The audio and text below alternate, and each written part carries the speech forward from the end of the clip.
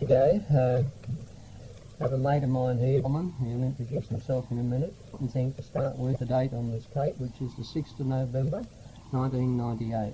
Now, Dave, first of all, I'd like you to tell us that you are Dave Galman and spell your name. Yeah, I'm Dave Galman. David, G-A-L-M-A-N, Galman. Galman. Yeah. Okay, Dave. I know you migrated to Australia. Where did you come from, and where did you land in Australia when you got here? We came to Sydney. I came to Sydney with my parents, and From where? from London. From London, yeah. Yeah, How old was you when you...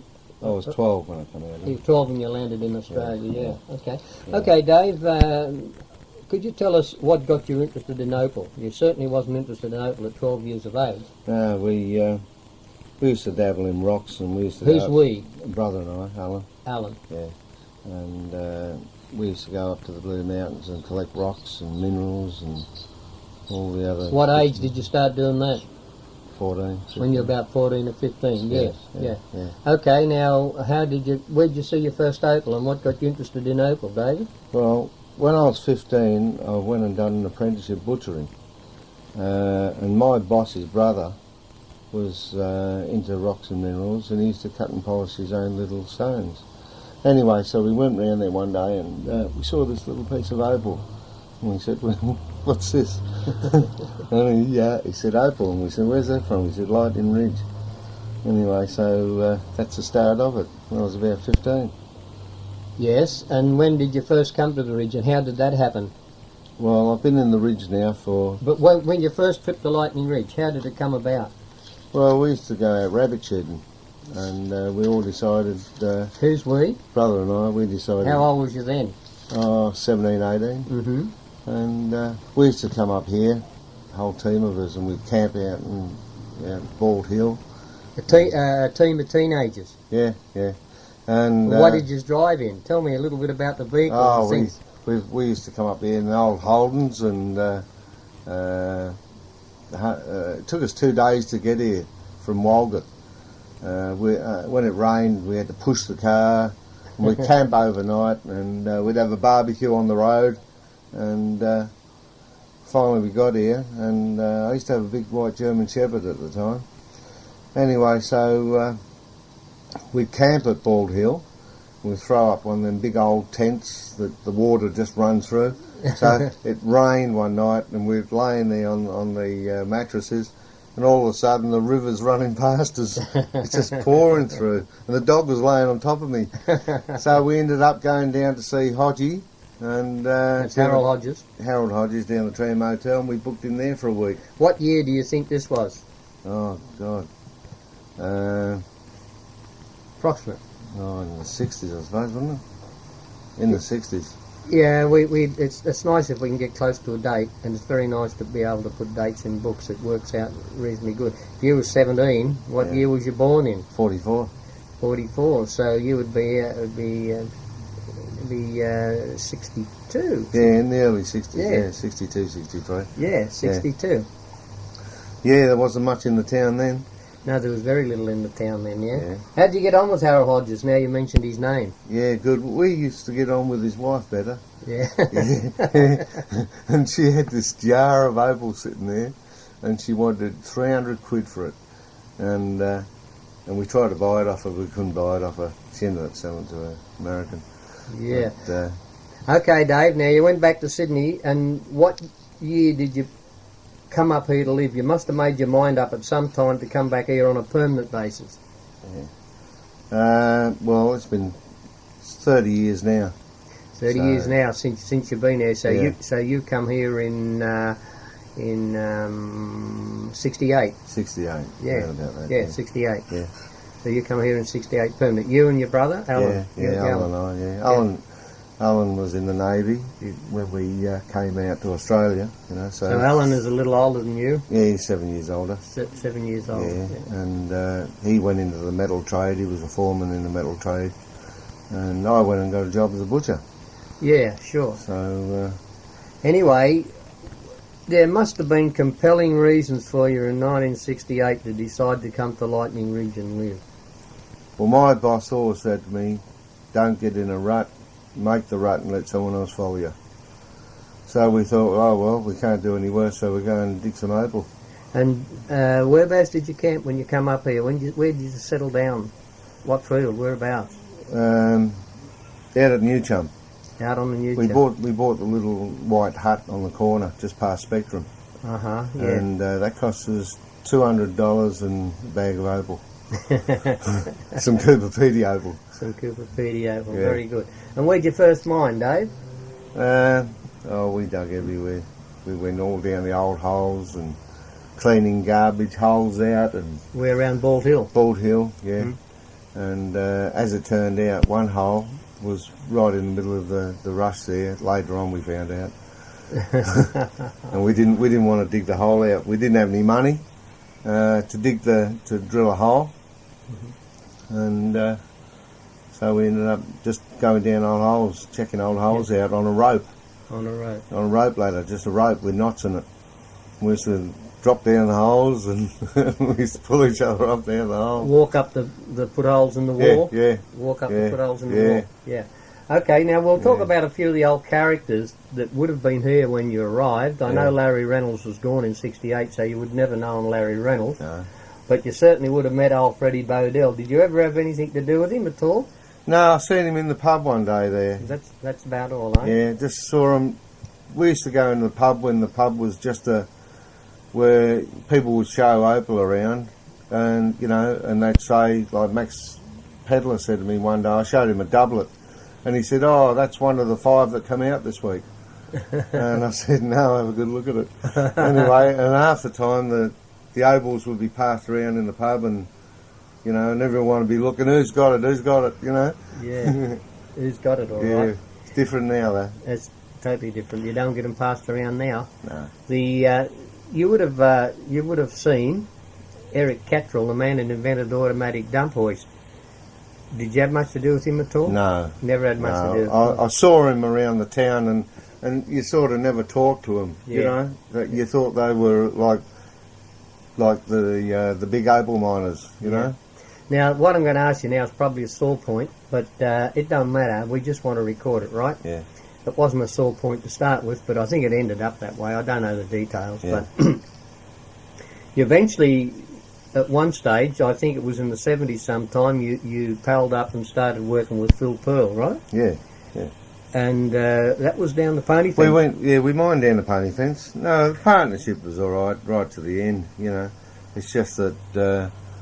But tell me, well, let's get to the start of it. Yeah.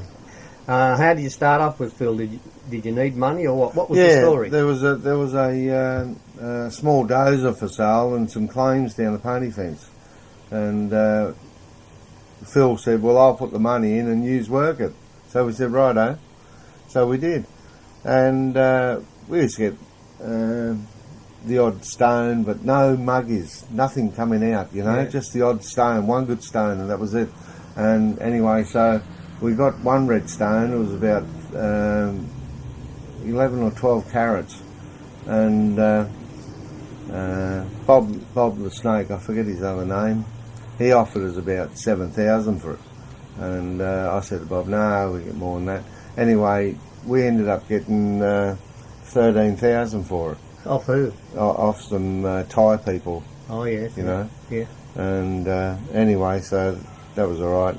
And then probably a couple of years later, we were dozing all the dirt out, and all biscuit band. That's where the opal was. They were as big as golf balls, and mainly green and green-orange, but a good green-orange. Yeah, but they're only here and there. Yeah. Anyway, so we're pushing up this dirt this day, and there was a lump about 8 inches by about a foot, and about 4 or 5 inches thick. Anyway, so we pushed it all up, and Alan picked it up, and it was a lump of biscuit band, and it was just loaded with opal, just that one piece loaded, and they're as big as golf balls. Amazing. Anyway, so we showed Phil, and it was great, Yeah. So we ended up selling most of them to David Kaplan. He was a resident buyer then from Japan, and he gave us $200 a carat, and today Oh, you're looking about 1600 a carat, 1800 a carat for green orange. Yeah, beautiful stuff. Oh, it was top, like the flowers they were. Yeah. Anyway. And anyway, so Phil decided his nephew died, and he went back to the States, and we finished the partnership. So that was it. Yeah. It'd be nice to get the year as close as we can. About 18 years ago. Well, 18 years ago, yes. About 18 years ago,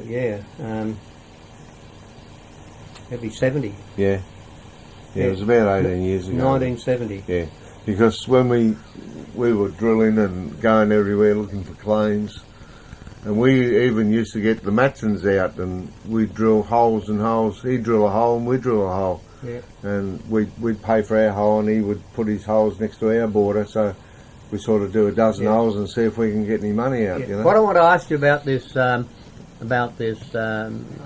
biscuit band, it wasn't very deep there, was it? No, it comes out of the shallow. It's only about 2 to 3 feet where it comes. The biscuit band comes out, and where there's a roll in the roof, that's where the thick biscuit band is, and that's where all the silica is. And that's where the opal was. Yeah. But there wasn't any muggies down there, just good stones. Just the odd gem good stones. Just the gem good stones, no muggies. Yeah. You know? And so you battled on then till, I think it was 1979 at the 4 Mile. Yeah. Now, how did all that 4 Mile start, David? Can you tell me? Right. Well, we weren't getting anything, and this old guy, Les Worrell, he said to me this day, he said, you want to get out the 4 Mile, they're finding opal out there. Someone's drilled an opal. I said, oh, righto. So Alan and we goes out there, and there was one chap there, Graham Buck. He was working, so we thought, oh, we'll peg 2 claims next to him. Anyway, so we registered them, and we were mining them. We were digging, and we found nothing. We're on the first level. Anyway, how deep was the first level? Oh, about 38 to 40, round about that. Anyway, so we were working it for a while there, and anyway, Graham Buck came over to us and said, listen, do you want to buy my claim? And we said, oh yeah, and I think we paid $300 for it to have the other claim next door. And so we bought his claim. Anyway, so we were working on one side of the ridge, and I know Danny Thatcher was out there somewhere. Yeah, I called him. I rang him up and told him to come out. Did you? Yeah. And Julius Cresquet was working over the far side of the hill on our other border. Yeah. So straight away, Julius started getting opal, and we were over the other side chasing nothing. Yeah. And we, at that particular time, we started to put a monkey in the floor into the second level. And it was about 76, 78 feet, second level, something like that. Anyway, so we,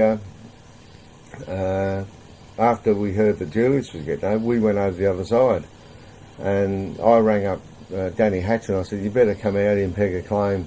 And they pegged on our other border and started drilling, and they found some potch and colour and knobbies, good big knobbies, you know. Anyway, so we mined next to the Julians. We started getting opal there, but the best patch was over under a great big tree where there was a fault. On that particular claim near Julius? Yeah, and on the second level? And it was in the claim that Graham Buck sold us. He sold you for $300? Yeah. And now you was down on the second level at 70 odd feet? Yeah, 76, now, 70 feet. Okay, now we all know you've got a lot of opal out there, and but the thing is, I'd like you to describe what it was like working down there, and where the opal's carried and how it run. Yeah, we where the roof was, there was about 3 feet of sandy bands under the roof, and then there was a like an intermediate band of opal dirt, just about 4 inches thick. Yeah. And in that intermediate band of opal dirt, there's little runs of reddish, real red sandstone. Only about an eighth of an inch thick in that opal dirt. Yeah. And then underneath that was all toey dirt. Yeah. Right? So wherever the sandy bands rolled, that's where money was. You know, when it dipped. Dip, yeah. In That's that little thin sandy bands Yeah, rolled around yeah, in yeah. that 4 or 5 inches Yeah, of opal dirt. yeah. That's where the opal That's was. where the opal was. Yeah. How wide was the area that carried the opal? 20 foot across it, or 10 foot across it? About 10 foot wide runs, but we took out over 100 square feet. We took the whole lot out. Yeah, but the actual run of the opal, how did it go for 100 feet? Did it? Yeah, and it was in a horseshoe. Ah, It ran ran part around. of the field where there was. No, but your claim, where the Yeah. opal run around in a horseshoe, Yeah, about 10 foot wide. yeah, but it was part of a horseshoe Mm-hmm. where Morris Babick got opal next to us. He got another part Yeah, of the horseshoe. Julius Yeah. and two Germans. Yeah. I can't think of their names. Their name will come in a Yeah, minute. yeah, Rudy Haggie. Rudy Haggie, that's Yeah, right. he was on the other part of the horseshoe. Now there was a 10-foot wall running through there, and it didn't disturb our claims, or it ran through Julius's claim, and it made a bend running like a horseshoe, and what's his name, the German chap I just said? Haggie. Rudy Haggie said to me one day, he said, our roof's as flat as a pancake and I can't figure out why it's making opal. Mhm. I said, well, you have a look at the wall that's running around, it's throwing it. Mhm. 10-foot wall it was. Yeah. And your roof was reasonably flat too? Flat with Wriggles, yeah. wriggles and Yeah. walls and, Yeah. and slips. Yeah. And we used to get, we'd chase the dog stones with the colouring, the angel stone, and we get, every 10 feet we get a patch. Like Amazing. a pocket of Yeah. knobbies. Who got the biggest patch of opal out there out of all of yous? Rudy Haggie. Rudy Haggie, did he? Yeah. And who got the second? They got just over 3 million. Did they? Yeah. And what? Who got the second biggest patch? You or No, I think Julius. Julius got the next? Well, I think we must get the same. I don't know. Yeah, I don't know. yeah. But you know what it's like when you get money and you haven't had money, you spend it. Yeah, I know that. Yeah. I know about that. Now, Yeah. 1 or 2 of your stones I put in that first book, if you remember, that I yeah, printed. Yeah. And I've seen a lot of your opal. Yeah. Magnificent opal. Without mentioning money, if you want to mention money, it won't necessarily go in the book. How many stones did you end up getting out of the mine? Oh, heaps. We Hundreds? had Hundreds? dealers. Oh yeah. Hundreds of Yeah. cut stones. Yeah. We had dealers coming around at 7:30 in the morning. Johnny Jones, he used to come around 7:30 in the morning to buy parcels. And Tony Hammond used to come round and buy parcels. Yeah, who built these? Yeah. Who built Nobby's Yeah. restaurant. Restaurant, yeah. And it was just a matter of how much you're going to dig out And every day. Every you know? day, yeah. And all we done was 1 truckload a day. That's all we did. Yeah. You know, we didn't have a blower at that stage. No. And we just used a hoist, and we worked it out. We were averaging $300 a shovelful.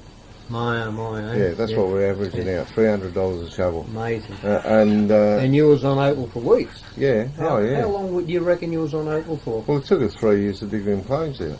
Yeah, but I mean the opal run itself, the one Oh, with the fair horseshoe. fair while. Yeah, you Months must and months. months and months. Yeah. But Les Howard came down the hole one day, and we were jackhammering it out and shoveling in the wheelbarrow. Les Howard. Les Howard, the dealer, Oh, the opal dealer. yeah. Anyway, so he picks up this big knobby at a green bar in it. He said, "Oh, look at this." And I said, "Oh, yeah." And I threw it back in the wheelbarrow and tipped it in the bucket and sent it up into the truck. Next minute, he ran up the ladder. I think he went in the truck to look for it. Yeah. Yeah. At one stage there, you took a partner in with you, didn't you? Yeah. Yeah. I'm trying to think of John Arvidson. John Harveston. Yeah, I remember was he in all of it or only part of it? Yeah. He's in the whole lot, Yeah. right? He was on a percentage. On a percentage, yeah. Because I remember you had at one stage a magnificent little 3-point-something carat redstone, which is in that first book I produced. And those days, $3,000 a carat was just dream money, if I remember correctly. But I think you got that, didn't you? 11,000 that stone brought. I brought 11,000. Yeah. And Dick the Frenchman bought it. Did he? Yeah. And What weight was it? was just over 3 carats. Just I thought it was just But that was like a piece off of the knobby. That was the broken piece off the knobby, off one of the knobbies. Amazing, isn't Yeah, it? Eh? yeah. Absolutely Yeah, amazing. yeah. Yeah. And yeah. You did your own cutting, didn't you? Yeah, Alan does all that cutting. Yeah, Alan did your cutting. Yeah. Yeah, I remember that. Yeah. I also another one of yours I photographed was that one that you hit with the pick or something and the bar through it. You know. Yeah, the rough knobbing. Yeah, the rough knobbing. Yeah. Well, that photo is all over the world. You know, I'm going to use that in the volume too. Yeah. Yeah, I'll be putting that in volume. It's all over too. the world. Yeah. I was in New Zealand a year ago, and I walked in Christchurch. I walked into this shop, the biggest jade shop in New Zealand. And what do you think was on the wall? My opals. yeah, well, they'd have to get them from me or you, one of us. Yeah, never got it from me. Well, they'd get them from me, yeah. Lots of people borrow these slides off me. Yeah. And why not? I mean, it goes all around the world and promotes opal. Promotes it, yeah. Promotes It's opal. amazing.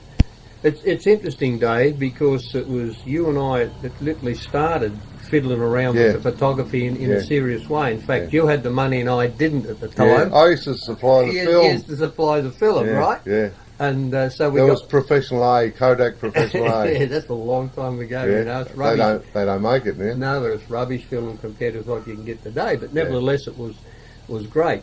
Yeah. But had it not been for you putting the money in at the time, I don't suppose we would have developed this technique that I've got now. You know, to such an extent. No, it's quite. That's a story in itself, and I hope I don't forget to talk about it in volume 2. You know. Yeah. Yeah, it was your generosity. You used to buy these great big packets of film, and away we'd go. Yeah, and we used to catch the opal off people to say, we only want to borrow it for an hour. We take the photo and we give you a good slide. Yeah, you did all the cadging. Yeah. We got stacks of it. Yeah. Now, one thing that I do remember, once you got a bit of money at 79, after 79, you may have started before that, but you did start buying some very good fossils. When did you start collecting your fossils? Well, there was an old guy. What year did you start? Well, you had them, I suppose, in Sydney, did you? Yeah, I had the fossils before we got on the 4 mile, right? Before we got onto the opal, right? And I started collecting before then, just before then, because we were working out the 10 mile. Yeah. We tried to get out the 10 mile, and that's another story. Anyway, so there's there's an old guy out there, old Charlie. Well, he died years ago, and he had a little fossil, and he gave it to me, and he said, "There you go." You know, it's something pretty rare. Yeah. Anyway, so that's how it started. That was the first one, and that's how I started collecting fossils. Yep. Now, then you and your brother brought the shop down the road, didn't you? Sunset Opals. Sunset Opals. That was after you struck the opal out in 79. Yeah. So you must have brought that about 80, 81? Around about then, yeah. 80? Yeah. 81. Yeah, I'd say 81 you brought that shop. Yeah. And then you started putting this fantastic collection together, and I know I photographed a lot of it. It was really nice to walk into the shop and see it on display. Yeah. Now, how many pieces did you end up with in that collection? There was over 1,000 pieces of fossils, bones and vertebra, the whole works. And it ended up, I decided to sell it, and I rang around the different museums, and they said they were interested in looking.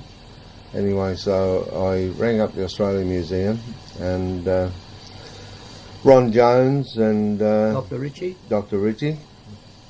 he came to the motel that night, and he said, "Just show me a few pieces and what they are, just to get an idea of what you've got." So I took a tray out, and in the tray there was a fossil jawbone, and he looked at that, and he said, "If this is what I think it is," he said, he said, "I want to see you first thing in the morning. Bring everything to the museum." Anyway, so I went to the museum, and we took it all to the museum, and they're looking at it, and he's running around, not saying nothing, and next minute, about, must have been 3 hours later, must have been a dozen professors there. Anyway, so they're all yabbling on about this jawbone, right? And as it turned out, it was 140 million years old, and it had 3 sets of teeth in it, and it was a platypus, and it's the oldest. It's the oldest mammal they've ever known in Australia, and it was a first. And you had the privilege of having it named after you, didn't you? Yeah. Yeah. They called it Steropodon galmani. Yeah. Anyway, so when they're all looking at it, I said, because they're all doing their own jargon, Yeah. and I just happened to, I was just standing at the back watching them all, and I just happened to say, oh, it must be like catching a good fish. And the whole place went quiet. But it was one of. Yeah. And only recently they found another one, but they've called it Richie something. yeah, something different. It's a different type of tooth, Yeah. like a donut. Yeah, donut tooth. Yeah. Yeah, bun Yeah. shaped tooth. Yeah. Yeah. They're both in that last book I produced on Lightning Ridge. Yeah. And I remember, I'm not quite sure what you asked them for it, but I know what they screwed you down to. Well, I thought a fair price. What I thought then was 80,000, and I thought, well, they've got to be worth 80,000 for 1,000 pieces. Yeah. It's $80 a piece. Yeah. Some pieces, there was some rib bones there, about a foot long, and I bought them from top of the 3 Mile off of a Swedish chap, and he wanted, I think he wanted $500 or $600 for these specimens, and he just wasn't happy, and I ended up giving him a Nikon camera plus $600 for these rib bones, just to get them. Just to get them. Yeah, just to get them. And the other chap down the road that does the pottery, Anderson. yeah, Graham Anderson, he had a nice little collection of bones, and I bought all those off him for a few $1,000s, and he was very happy with that. And did the museum give you the 80,000? Yeah. They did. They what happened was they kept me waiting, and I had a chap from overseas wanted to buy it, and he was going to give me a lot more anyway. So what happened? I told the museum and that, and then they said, they rang me up and they said 80,000's been put in your account. I said great. Anyway, and I had to sign a waiver and all that. Yeah. And that night, 10 o'clock that night, I got offered 125,000 for them. Who from? From Guy and Dural in Sydney. From Dural. Yeah. How did he know? And he said I could keep the jawbone. My. Yeah. so I think today it's How worth, did he find out about it? well, it was in the papers. Oh, you had it advertised in the papers. Yeah, what happened was the Northern Leader put it in their papers and said, why isn't the Australian government buying this collection?